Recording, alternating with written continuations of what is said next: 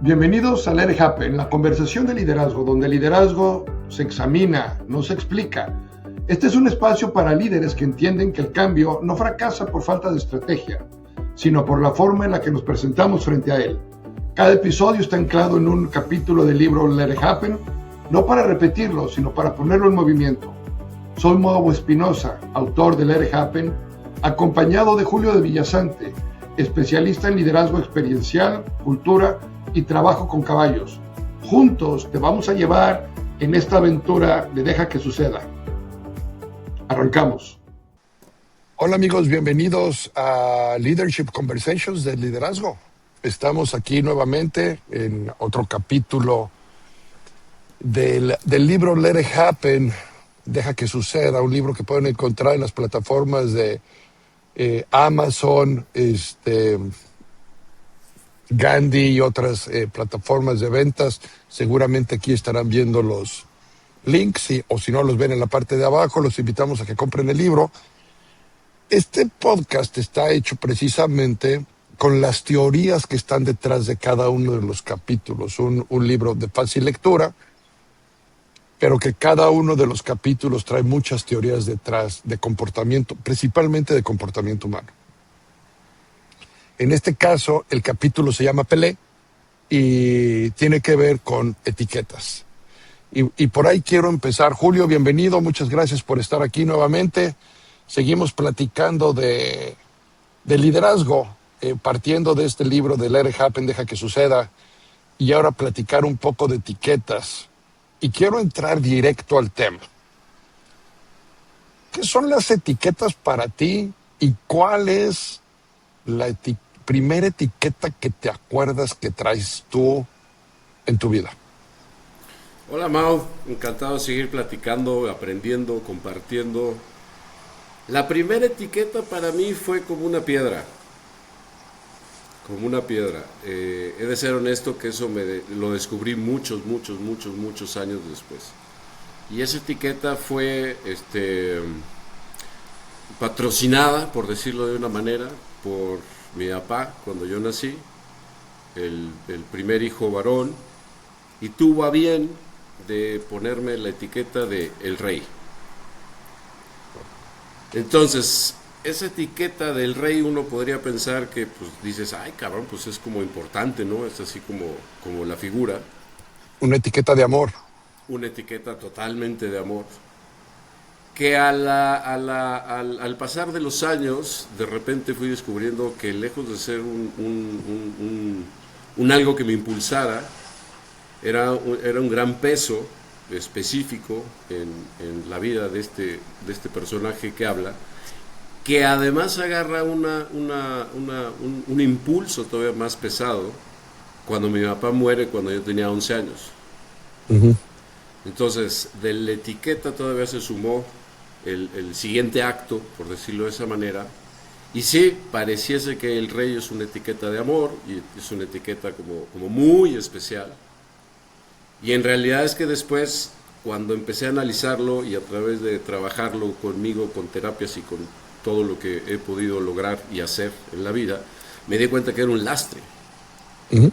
Y entonces hube de empezar a comprender que a veces las etiquetas nos pueden llevar a un lado lindo, pero por otro lado yo solo conocía el impacto que tenía esa etiqueta en mí. Cada quien asumía lo que significaba para ellos.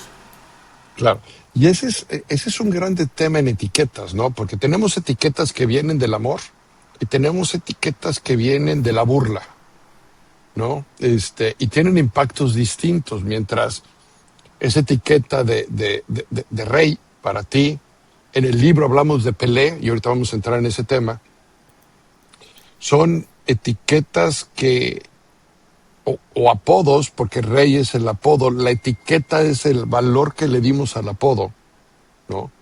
¿Qué etiqueta le dimos nosotros a ese apodo? Porque el rey, seguramente desde el punto de vista de tu papá, traía mucho amor en él.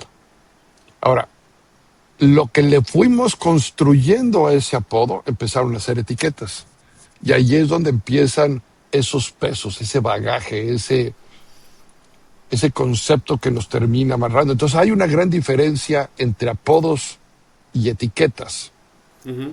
¿no? Y tenemos que entender que son dos cosas distintas. En el libro hablamos y el título del capítulo se llama Pelé. A mí me ponen Pelé, que es un gran apodo. O sea, si te pones a pensar, hasta nuestra vida diaria es un punto de referencia. Hasta la fecha sigue siendo un punto de referencia en fútbol. Todo el mundo es comparable con Pelé. Y antes Pelé no era comparado con nadie más. Entonces él se vuelve el primer punto de referencia. Entonces tú dices apodo, es un magnífico apodo, que tú seas la persona que todo el mundo voltea a ver como punto de referencia. La carga, la etiqueta que traía no venía por ser el punto de referencia en el fútbol cuando estaba jugando yo. Porque yo no, aun cuando jugaba fútbol, nunca fui de los mejores jugadores. Era un jugador del equipo y me seleccionaban, pero el equipo podía funcionar conmigo y sin mí. No era de los que tenía ese título, ¿no? Esa etiqueta de los buenos del equipo. Ujú. Entonces entendías que el apodo traía una etiqueta más fuerte. Y ahí es donde cambia el valor del apodo. Y te puedo asegurar que el 90% de los que en Querétaro me decían Pelé, me decían porque pues sabían que es el apodo, es la forma de referirse a Mauricio. Ujú, ujú. Mientras había ese otro 10% que sabían la razón por la cual se había puesto el apodo. Y entonces, qué interesante es que para todos nosotros, una vez más como punto de referencia, las etiquetas de burla tienen un peso más fuerte que las etiquetas de amor, ¿no? Y cuando hablo de las etiquetas de amor, las etiquetas que nos hacen ser más grandes. Ahora, hay dos tipos de etiquetas de amor, la que nos ponen, el apodo que nos ponen por el amor, pero el caso tuyo de mi rey, pero todos los valores que le vamos agregando a lo que significa eso, al peso que significa eso. Y hasta dónde entonces un apodo o una etiqueta también es construcción propia de lo que significan nuestras vidas. Mira, a mí me gustaría hacerte una pregunta antes de pasar por ahí, porque Pelé ciertamente, y lo describes en el capítulo, empieza a nivel escuela, digamos, pero luego se hace muy popular, es decir, tan popular que esa etiqueta, hay muchas personas que hoy en día todavía se refieren a Mau como Pelé.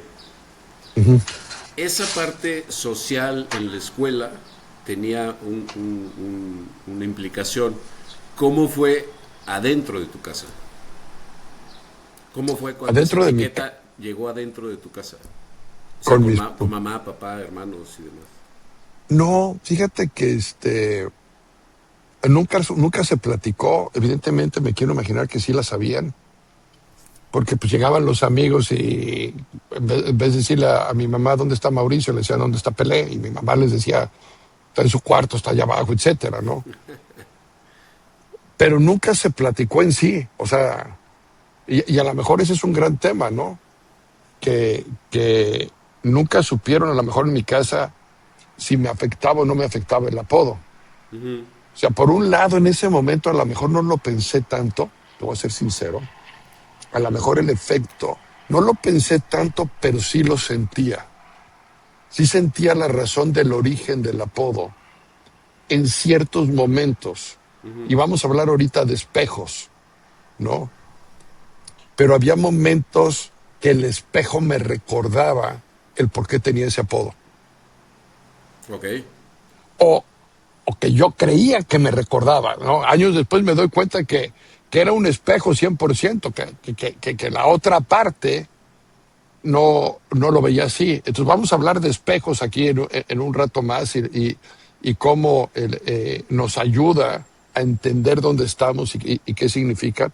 Pero igual que tú, años después lo vas trabajando a través de terapias y de conocimiento de conducta humana y todo lo que he pasado en estudios en esta jornada de vida, ¿no? Ujú. Pero no, en casa no se manejaba, fíjate, en casa no había muchos temas que no se tocaban en aquel entonces. Ya, ya, ya. Fíjate que ahora que mientras lo estás platicando me vino a la mente el primer impacto que tienen los talleres con caballos, los que hemos hecho, ¿no? ¿Mm? Que te acuerdas que cuando salen las personas, pues salen con un cúmulo de etiquetas y cuando se acercan al caballo, pues empieza esta manera de empezar a percibirlas. Y que Ujú. muchas veces de broma, o no tan broma, por decirlo así, decimos en los talleres de LED con caballos, el hecho de que vamos a poner un bufete de abogados para los caballos, porque los caballos son malos, los caballos no me quieren, los caballos se mueven, los caballos no me pelan. Eso para ti, ¿qué podrías comentar de eso al respecto? Mira, desde luego que yo creo que el 80% de lo que hacemos con los caballos es espejos. Y la gente es donde encuentra el crecimiento, empiezas a entender por qué te sientes como te sientes, y el caballo lo único que sirvió es para ser un espejo. En la vida tenemos esos caballos, entre comillas, todo el tiempo, ¿no? Porque nosotros somos los que traemos cargadas estas etiquetas adentro. Pero no las sabemos. O sea, el tema es que no las sabemos hasta que afloran en piel, porque hay muchas etiquetas que se fueron creando desde que somos niños, ¿no? El típico en la escuela, no, pues con trabajos va a sacar 6 y con trabajos va a pasar y entonces en la vida vas pues ya sabes que con trabajos la vas a hacer y entonces ya ni siquiera le echas ganas, porque la etiqueta te hace tomar ese tipo de decisiones. ¿Para qué lo hago si ya sé que soy de este nivel? De este no, siempre he sido acá el de 6 y 7, por decir algo en México, ¿no? Entonces, no necesito esforzarme más porque con 6 y 7 paso también, ¿no? Hay etiquetas que son tan profundas culturalmente y no nos damos el impacto que tienen en la sociedad. Y una de ellas son las calificaciones en la escuela. Ok. Y te voy a decir, o sea, o sea, tiene su parte de etiqueta el decir, con 6 pasas. Y si tienes 6, ya pasaste. Y al final del camino, el que haya salido con 10, puros 10, y haya salido con 6, la meta de pasar al siguiente grado la cumplieron ambos. O sea, no hay nada excepcional para el que sacó 10 para pasar como para el que sacó 6. Entonces, realmente no existe diferencia entre el 6 y el 10. Sí, sin embargo, yo te comento por experiencia personal, en mi casa, en la primaria, solo había 10.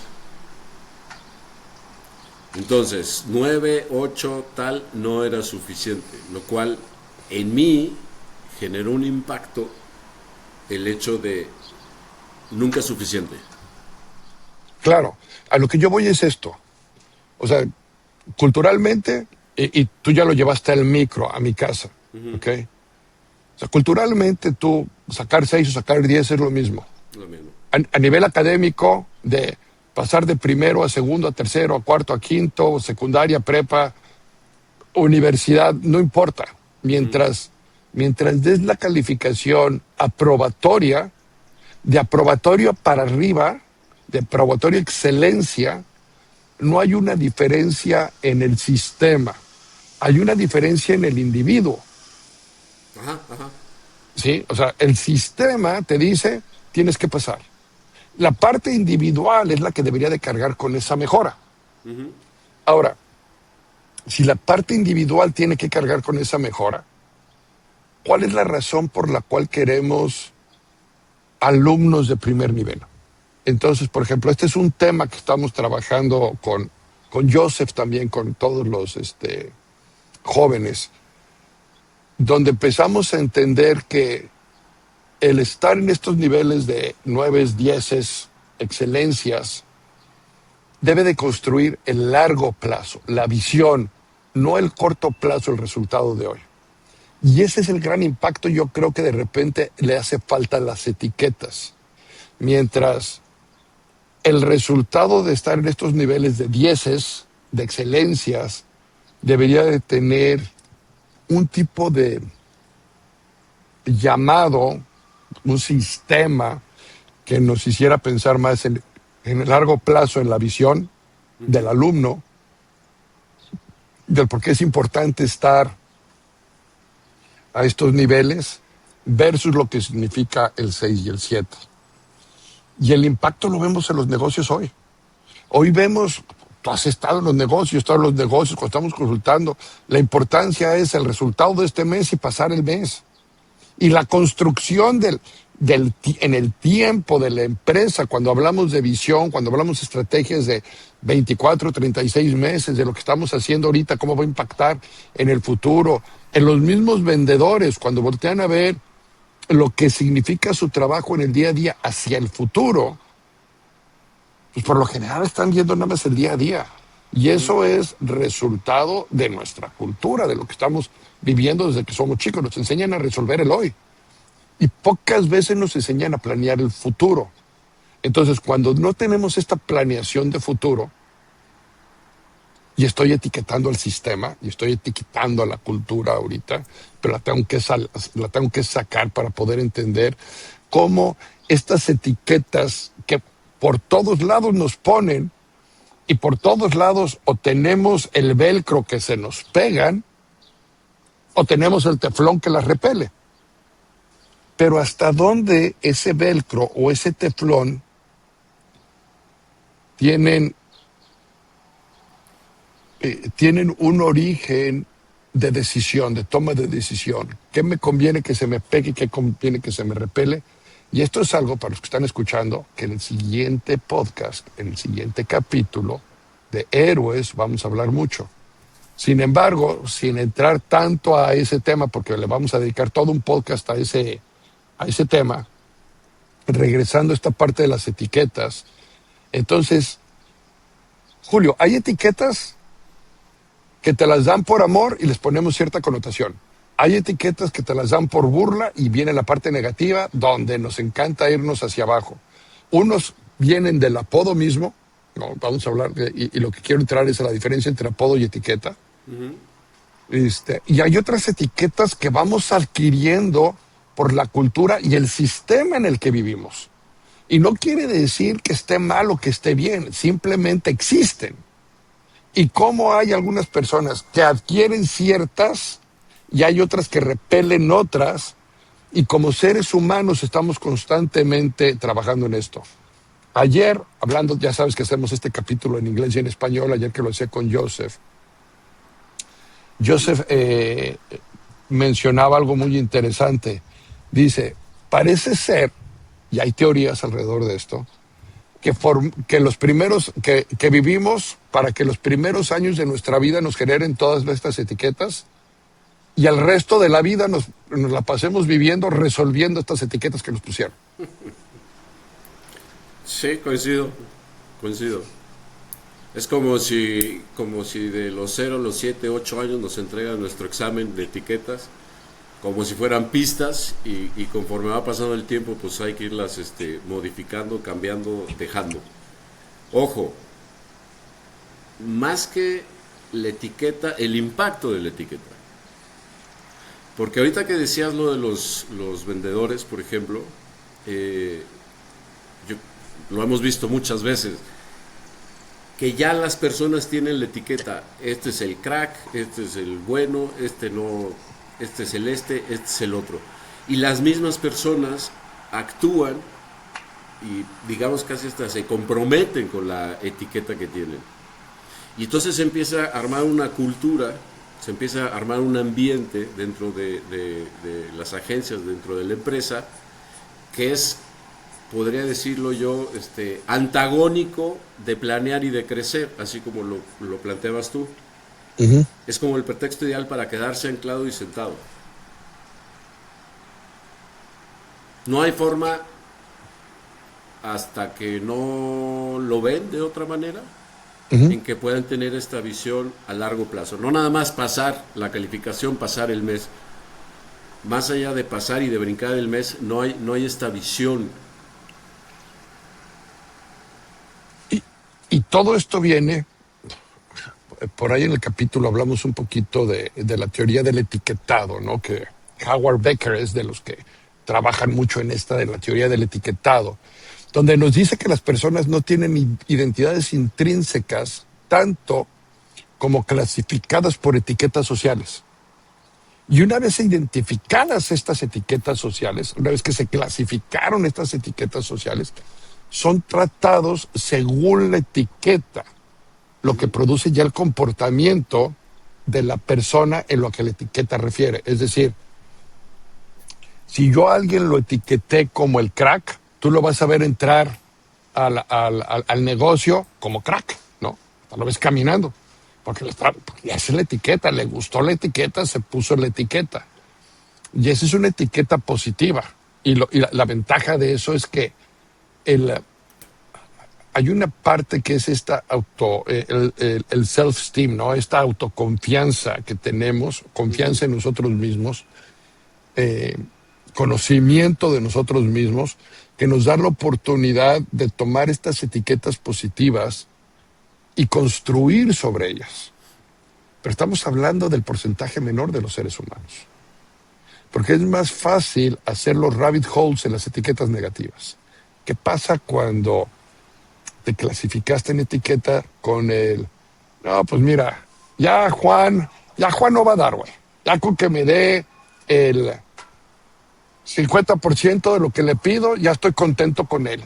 Y es más, y Juan lo sabe, que con el 50% estamos contentos con él.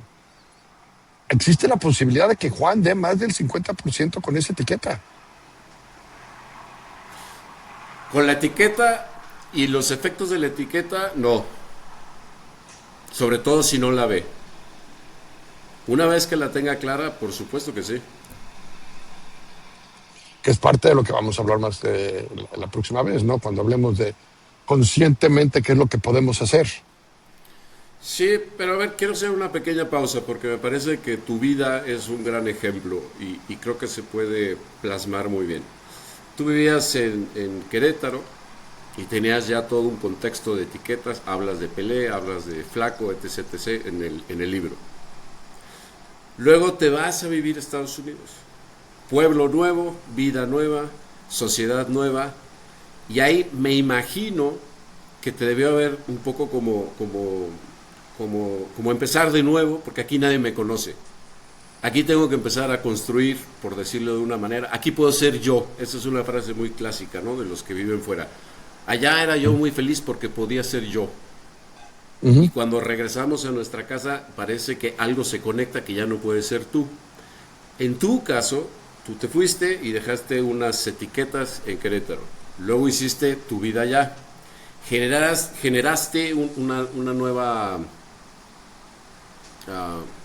forma de comprenderte, de conocerte, que es sin todas las etiquetas.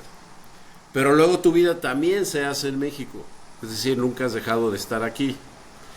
¿Qué entre estar aquí, irse allá y luego regresar, notaste alguna diferencia en ti primero, cómo se fue modificando eso? Y dos, con la gente con la que trabajas, tu familia aquí en México, ¿tuvo algún impacto o cuando tú regresaste te seguían viendo como el mismo Pelé? Mira, es la combinación de todo. Es bien interesante porque cuando llegas tú, cuando llego yo a este pueblo nuevo acá en Estados Unidos, que vengo a estudiar, ¿no? Llego el verano y me quedo un año después, y historia que muchos jóvenes en México han vivido. Una de las cosas interesantes pues, es que nadie te conoce, no hay contexto, ¿no? El contexto es, viene alguien de fuera, viene alguien de México. Entonces se vuelve bien interesante porque si bien es cierto, si empiezan a identificar, o sea, si hay etiquetas, ¿no? El extranjero, el foráneo, el mexicano, y lo que puedan conocer o no conocer, que lo tomas desde otro punto de vista, lo tomas hasta con risa, ¿no? El que no conozcan tanto de México, y entonces es donde empieza a salir toda esta parte interna de defender tus raíces, de defender quién eres, de defender tu país, de defender muchas cosas. Entonces tu reacción natural que tiene la gran mayoría de la gente, porque aparte los seres humanos tenemos estos mecanismos de defensa. Entonces, lo que sucede es que tú te sientes atacado. ¿Ok? Entonces, ¿por qué? Porque te estás espejeando. Porque vienes, tú sí te traes tus etiquetas. Ellos no tienen las etiquetas, pero tú las traes. Entonces tú llegas con todas tus etiquetas y llegas con estas inseguridades que algunas de esas etiquetas te han forjado. Entonces tu reacción es como un mecanismo de defensa, como si todo fuera un ataque, cuando en realidad lo que están queriendo hacer es conocerte. Pero entonces levantas el nivel de todo lo que traes. Levantas a tu país, levantas a cultura, levantas a tu familia, levantas tus resultados. Todo empieza a tener un valor, el mismo resultado, pero un valor más importante de forma interna. Y ese valor que tú le diste ahora a tu país, a tu cultura, a tu familia, a ti como quien eres, genera algo distinto, genera un mensaje a ese nuevo grupo, a ese nuevo sistema, a esa nueva cultura, que te empiezan entonces a etiquetar bajo ese alto nivel que pusiste. Y te empiezan a conocer, y te empiezan a... Y empieza a ver otra visión de ti, ¿no? Y entonces lo que hizo para mí fue que de repente me generó mucha confianza en mí mismo, mucho amor en mí mismo, mucha seguridad en mí mismo. Pero fíjate lo interesante, derivado que yo puse esos escalones inconscientemente en un mecanismo de defensa, donde yo me sentí atacado. Entonces empecé a poner todo, a darle el valor que yo creía que debería de dar. Pues, oye, si vas a voltear a ver a México lo ves como un gran país. A México no me lo criticas, a México no me dices que... Y entonces pones a México, entonces te pones tú como mexicano en un nivel que ojalá todos los mexicanos lo tuviéramos, en un nivel de cariño a tu país, con todos los defectos que pudiera tener, pero con un cariño impresionante. Y te empiezas a poner a ti en esos mismos niveles. Entonces, lo que sucede es que después del tiempo, en esta repetición de estar escuchando y estar formando nuevas etiquetas, y esto nos lleva a las etiquetas internas que hacemos nosotros mismos, pues ya las creaste, ya creaste estas nuevas etiquetas hacia ti. Entonces regresas al país inconscientemente con una serie de herramientas internas que te dan mucho valor. A ti te dan mucho valor. El resto de los que está afuera no sabe que la traes. Pero lo que hace para ti de forma interna es que te da esa autoestima muy fuerte. Entonces ahora lo que hacían esas etiquetas que yo tuve cuando crecí, que eran un teflón, eran un velcro, se me pegaban, un velcro, se me pegaban, ¿no? Y entonces a cada ratito cualquier cosa negativa, no nomás me lo pegaban, me iba en el hoyo a buscarle todo. Y a lo mejor no existía eso desde la otra parte, pero a mí sí, y para mucha gente eso existía. Entonces ahora regresas con teflón, ya no regresas con velcro. Entonces a la hora que te lo dan, pues repele y repele y repele, y entonces creaste este teflón que está constantemente repeliendo hasta que eventualmente dejas de tener un impacto en ti. Y la gente se da cuenta de eso. Y entonces tú empiezas a cambiar, no que empieces a cambiar tu personalidad, pero empiezas a cambiar tu identidad. Es decir, empiezas a conocerte mejor y a darte más valor a ti mismo por lo que realmente tú eres. Ese es un tema muy fuerte con los jóvenes. Mientras estamos creciendo, ¿no? Hasta los 18, 19, 20 años, la gran mayoría somos velcro, la gran mayoría se nos va pegando lo que nos dice el profesor, lo que nos dice la familia, lo que nos dicen nuestros, entre comillas, mejores amigos. Y mejores amigos, llámese no al que me da mejor consejos, llámese al compañero que más admiro. Y confundimos de repente a esas edades admiración por mejor amigo. Sí. Y ese que admiraba yo en su momento, a lo mejor, en mi caso me pasó, muchos de los que yo admiré en su momento eran los que más daño me hacían. Y entonces, ¿qué es lo que sucede? Que como ya no eres velcro, ya eres teflón, pues empiezas a dejar esas personas en el lugar donde existieron en tu vida. Existió en el pasado, se queda en el pasado. Ya no tienes por qué traer esas relaciones al presente. Y entonces empiezas a tomar decisiones más conscientes de quiénes se quedan en tu vida y quiénes no se quedan en tu vida. Y no tiene que ver, en muchos casos no tiene que ver por una razón de porque la vida es así. En muchos casos sí, la vida es así, nos cambia y va dejando gente en el pasado. Pero otras son por decisión propia. Te das cuenta que te dejan de sumar. Al final, todo este tema de etiquetas es para tomar decisiones de la identidad, de la personalidad, de quiénes somos hoy en día, sabiendo que traemos toda esta carga a través de nuestra historia, traemos esta carga de etiquetas negativas, de etiquetas positivas, pero desafortunadamente con mayor peso o con mayor valor las negativas que las positivas. Estoy totalmente de acuerdo, yo me quedo con esto. Cuando tú te fuiste o cuando las personas se van, tienen una posibilidad de conocerse quiénes son. Ya no eres el hijo de, el sobrino de, el amigo de... O sea, tu contexto cambia porque no tienes todas esas etiquetas que están alrededor de ti.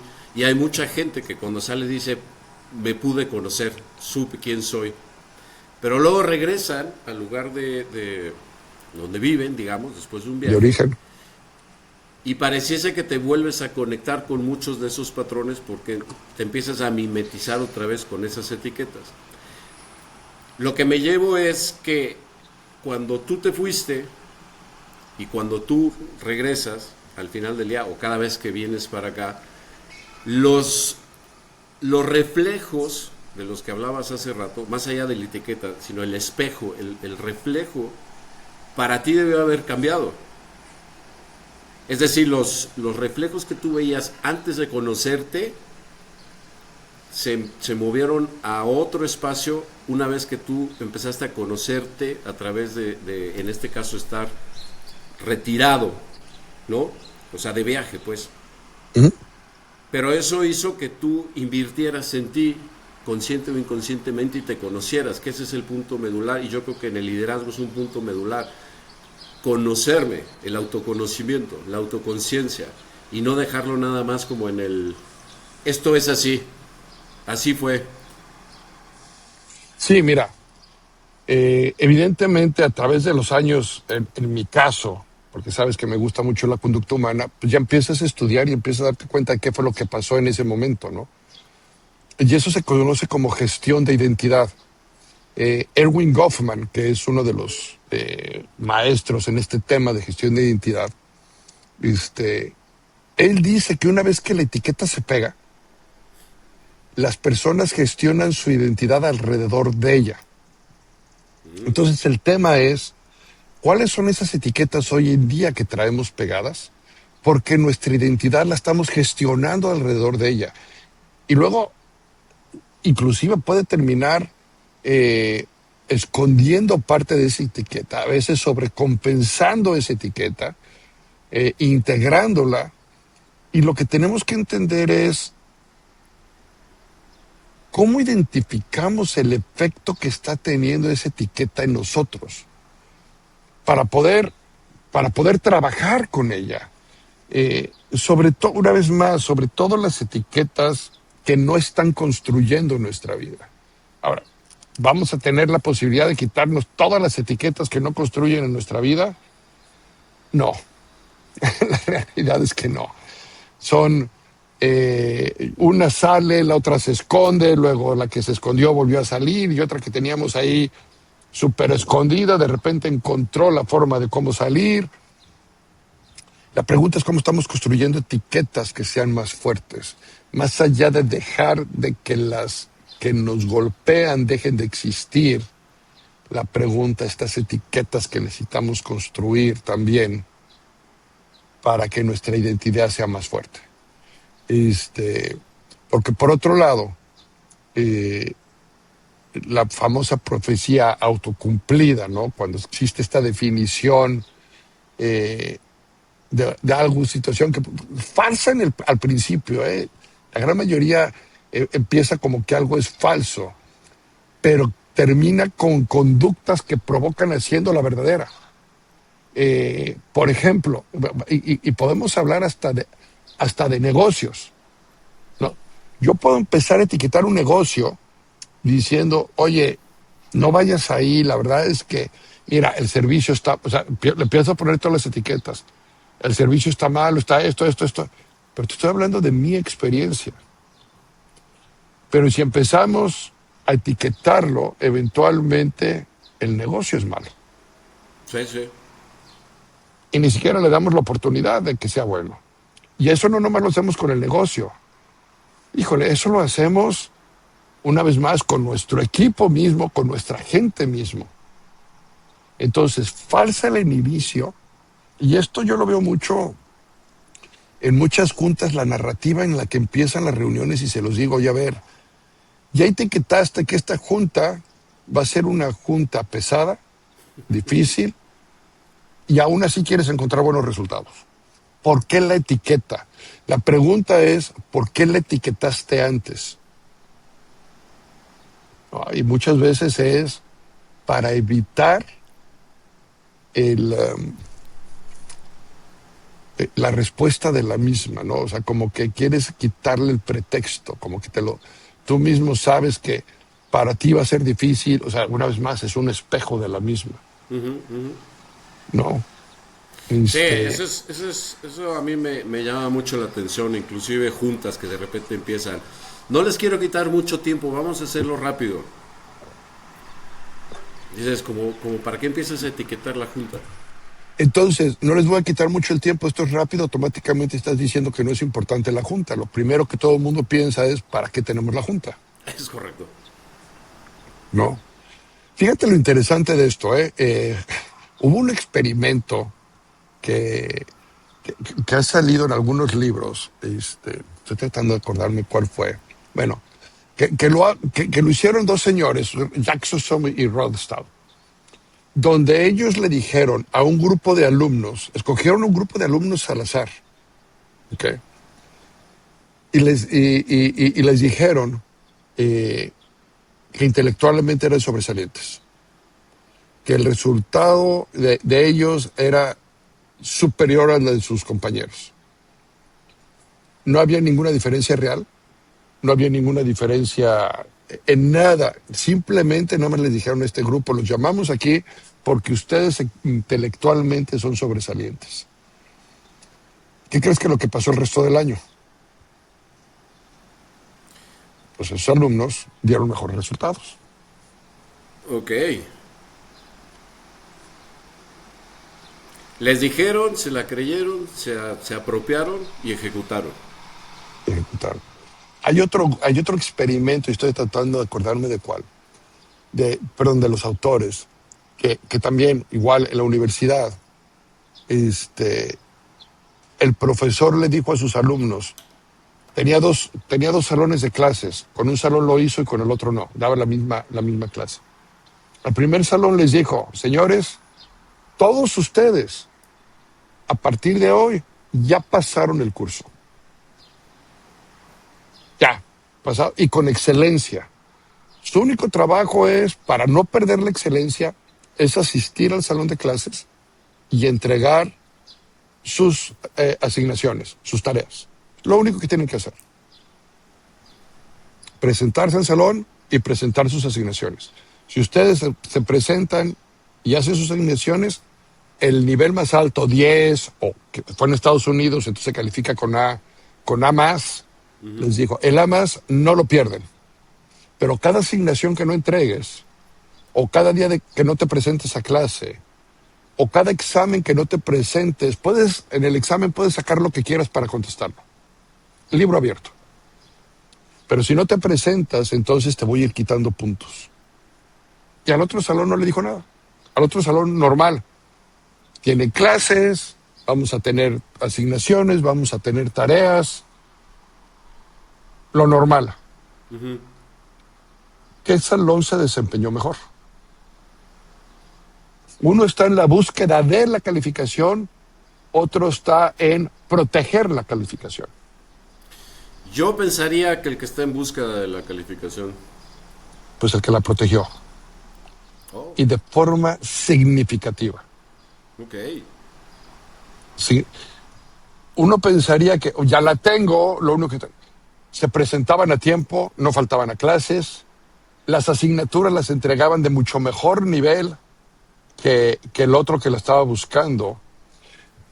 El resultado psicológico que nos da esto de conducta humana es que de repente protegemos más lo que tenemos cuando sabemos que lo tenemos. Ok. Porque muchas veces lo tenemos, pero no sabemos que lo tenemos. A ver, los alumnos entran y saben que tienen la inteligencia, que tienen la capacidad, que tienen todo para sacar el resultado.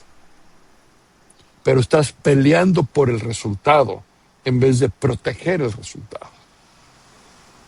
Ya, ajá. ¿no? Entonces, cuando llevamos esto a la vida y cayendo en esto, ¿qué tanto le damos valor a lo que ya tenemos para protegerlo versus buscar lo demás?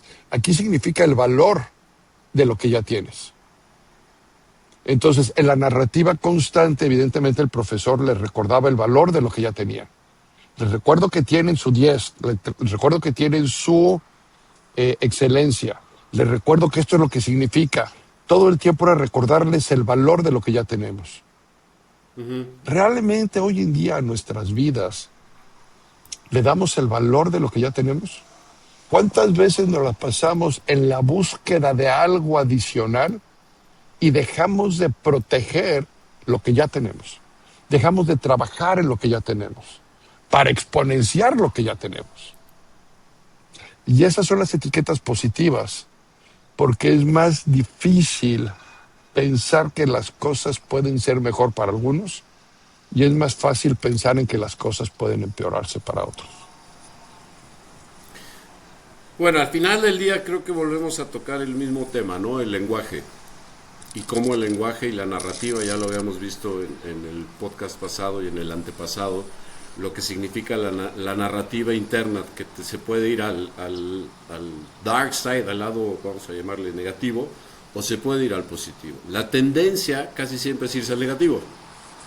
Así es. En lugar del positivo. Y yo creo que muy pocas veces le damos un valor real a conservar lo que ya tenemos. Ahora, para ir cerrando este podcast, hay una pregunta, hay una etiqueta que no hemos platicado. Ya platicamos de la etiqueta que nos pusieron de amor, la etiqueta que nos pusieron por burla, las etiquetas sociales. Pero hay una mucho más poderosa, que la seguimos trabajando todo el tiempo.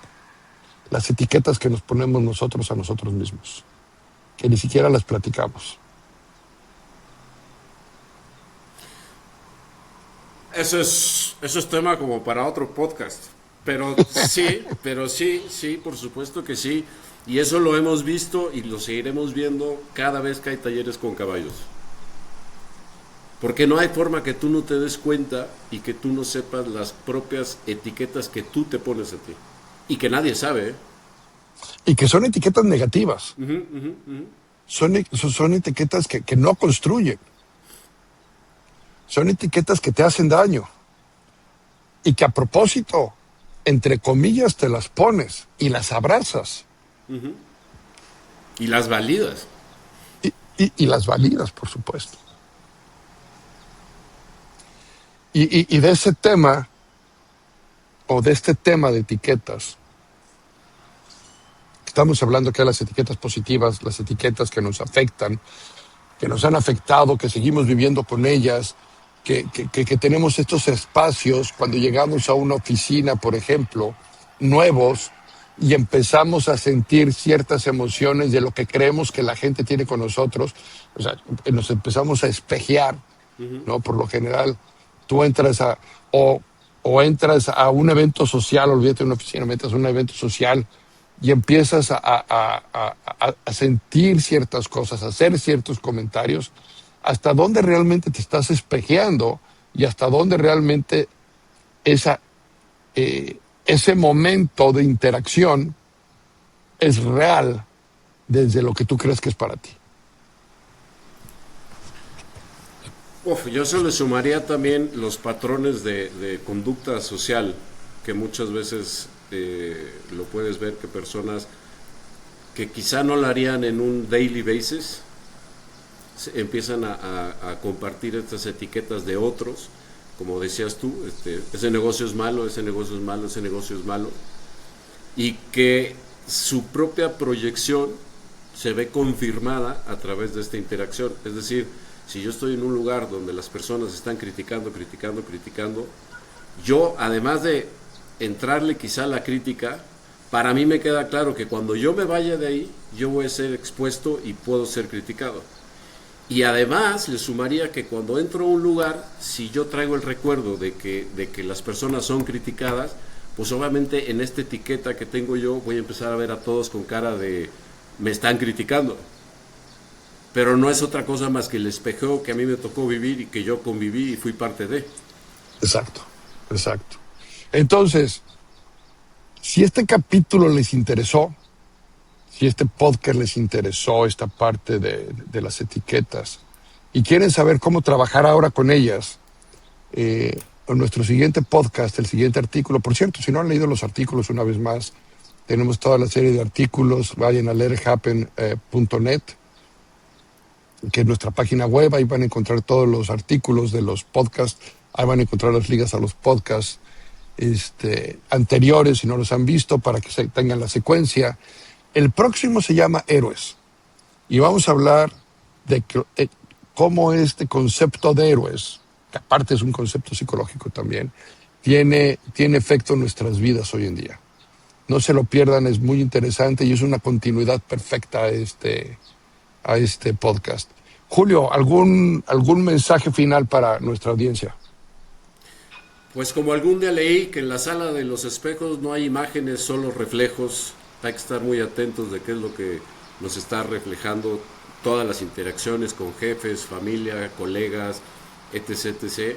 Y algo muy importante, yo realmente les recomiendo que si no han leído el libro lo hagan, porque ese capítulo de Héroes, específicamente ese, a mí cuando lo leí fue como un cambio de paradigma. Cuando empecé a entender la implicación que tenían justamente los héroes y eso, ese entorno en mi vida. Y eso es fascinante cómo lo abordas y cómo lo describiste. Muchas gracias, Julio. Nos vemos el próximo mes. Mientras tanto, disfruten de su mes. Hasta luego. El liderazgo no termina en el entendimiento. Comienza con la responsabilidad que estás dispuesto a asumir. Si esta conversación se quedó contigo, dale espacio y observa qué te está pidiendo. Soy Julio de Villasante, junto con Mau Espinosa, esto es Let It Happen, la conversación de liderazgo. Hasta la próxima.